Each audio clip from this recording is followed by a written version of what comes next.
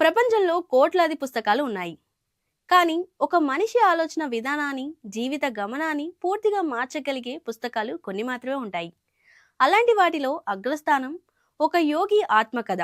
Steve jobs లాంటి tech దిగ్గజం నుండి విరాట్ కోహ్లీ లాంటి క్రికెటర్ స్టార్ వరకు అందరూ ఈ పుస్తకాన్ని ఎందుకు తమ లైఫ్ గైడ్గా మార్చుకున్నారు?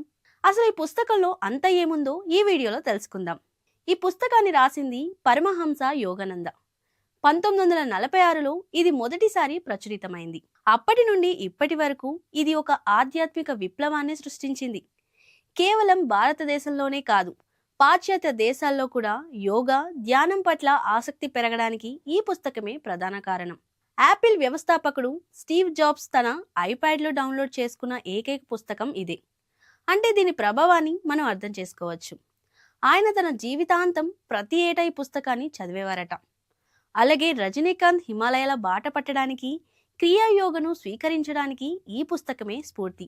ఈ పుస్తకంలో యోగానంద తన బాల్యం నుండి హిమాలయ యోగులతో తనకున్న అనుభవాల వరకు అన్ని వివరించారు. ముఖ్యంగా ఇందులో 3 అంశాలు మనల్ని ఆశ్చర్యపరుస్తాయి. 1. అద్భుత శక్తులు. గాలిలో తేలడం, ఒకే సమయంలో 2 చోట్ల కనిపించడం వంటి యోగుల అంతరింద్రియ శక్తుల గురించి ఇందులో శాస్త్రీయంగా వివరించారు. 2. గురు శిష్య బంధం. తన గురువు శ్రీ యుక్తేశ్వర్ గిరి గారి దగ్గర ఆయన పొందిన శిక్షణ, క్రమశిక్షణ మనకు జీవిత పాఠాలు నేర్పుతాయి. 3.